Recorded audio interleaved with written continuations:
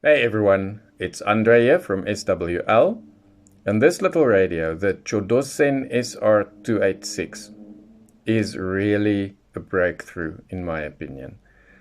I think it performs better than pretty much everything I own, including my Kenwood R1000.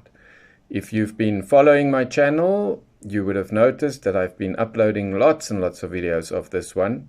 Comparisons, new catches, weak signals that this one just pulls in that none of the other radios do. It's really an excellent radio, and it's all because of that TF6686 chip inside, which of course has been developed for car radios, and it is extremely sensitive, that chip. So on FM and medium wave, nothing I own comes even close to this radio.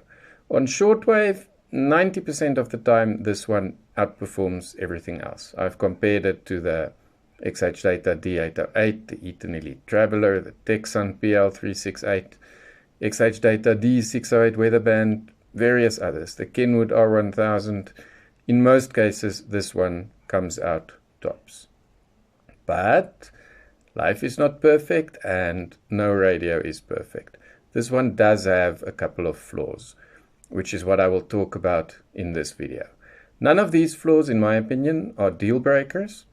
I can live with them. None of them are actually terribly serious, but I think anyone who's interested in this radio might also want to know what is wrong with this radio, if anything. So these flaws, as I say, they are not serious, and I will discuss them here.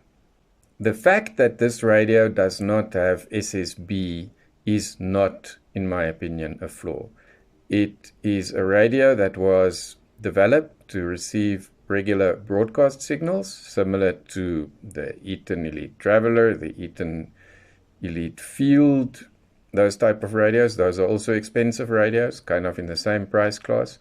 This is a quality construction. I have no issues with the case and the way the radio looks and works. So it's expensive. It is around $120, but you get absolute quality for that. I recently uploaded a video. You can click on the card up here where I explain some of the functions on this radio. It's got tons of functions. So you pay a lot, but you get a lot. I'm completely happy with what this radio offers me.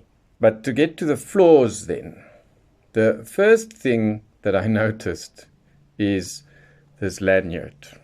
You can see what mine looks like. And the reason for this, the radio comes in a protective case. This one. The lanyard keeps getting stuck in the Velcro. You can see it's very tight Velcro. This Velcro. When I put my radio inside and I take it out, very often the lanyard gets stuck there. And yeah, as you can see, the lanyard, I've only had this radio, I don't know, for about a month or so, and you can see the lanyard doesn't look very good at all. So yeah, that's a small thing. You can avoid that if you are just very, very careful every time when you take the radio out of its case, then you will not have this issue.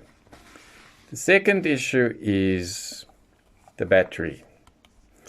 This radio, or let's rather say the TF6686 chip, is extremely power hungry. Of course, the developers of that chip, they were not concerned about battery power because it was developed for cars. So it is an extremely powerful chip that works perfectly in a car. But on this radio, the battery doesn't last long, unfortunately. So that is one thing that you will have to keep in mind. I'm using 3000 milliampere hours battery inside. I use this radio quite a lot, at least a couple of hours a day. It lasts me 4 to 5 days, this battery, and then you need to recharge. And then when you get to the recharging, that's another little issue. The built-in charger in this radio is extremely slow. To charge this battery fully takes hours. I haven't even actually measured it, but we're talking 4, 5, even 6 hours if it's run out completely. So what I actually do, I swap around batteries. When this one is flat, I just put it inside one of my other radios, and I charge it inside that other radio, and I take out that radio's battery and use it here temporarily. That's probably the solution. Or if you have an external battery charger, that will help. So yeah, just be prepared. If you get this radio, it is power hungry, your battery will not last long, and when it runs out, it's going to take a while to recharge. So both these issues, not serious, and I think kind of to be expected with such a powerful processor inside, that TF6686 chip. The battery needs power. In terms of performance, there are actually only two issues that I picked up. One is just a little bit irritating. You can also work around it. But I have a habit when I'm listening to a station, and then when I tune to another station, when I use the keypad, I always turn the volume down, because you never know how strong that next station will be.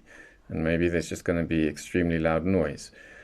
So what I've noticed here is when you are listening to a specific station and then you punch in a signal to go somewhere else and then turn down the volume, it always shows an error message. I will demonstrate that to you now.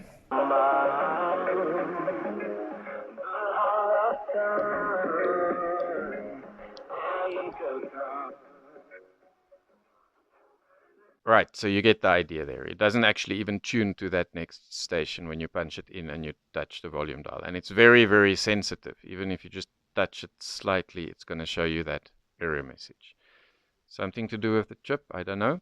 So that is just something that you will also need to get used to. And just don't do it. I keep forgetting, but yeah, every time it happens. And the last thing is really quite odd, and I know this is not happening only to me. A friend in France has experienced the same thing.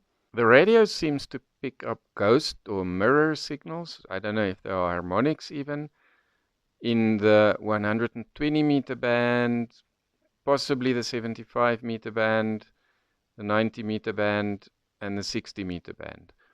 I have experienced it in the 120 meter band, and I will show you what happens there. If I tune around in that band, I pick up signals, sometimes quite strong signals, but those appear to be mirror frequencies from the 16 meter band. And it has also happened to me in the 60 meter band. I have picked up some frequencies there. I actually thought those were new frequencies for China National Radio, because those were Chinese signals. And then I later realized, when I experienced the same thing in the 120 meter band, that it's probably not. These appear to be mirror frequencies.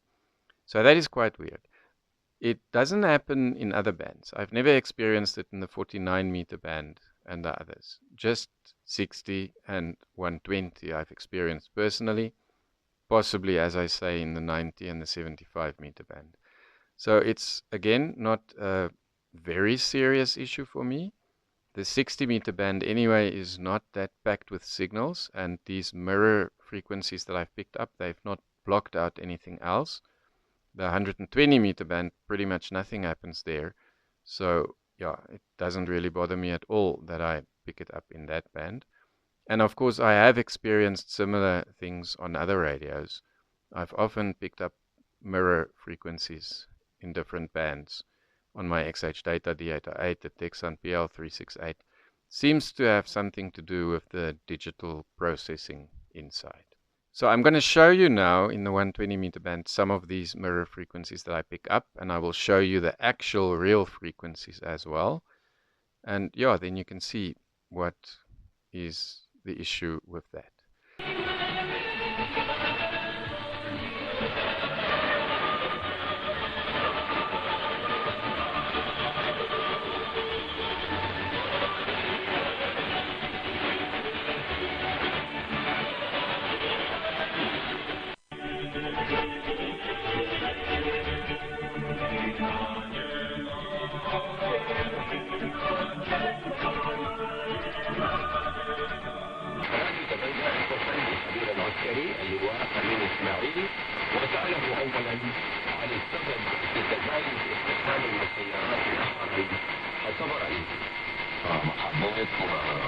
السادة المستمعين جميعا. بدأ كل هذه التصعيدات الميدانية مرتبطة بخطة القوات المسلحة.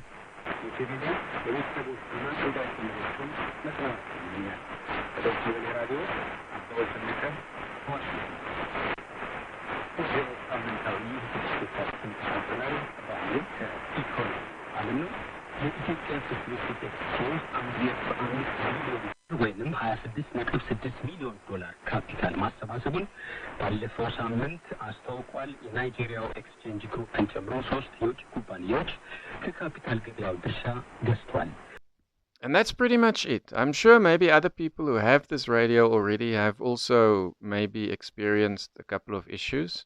For me, these are the main flaws that I've picked up. No radio is perfect, I think.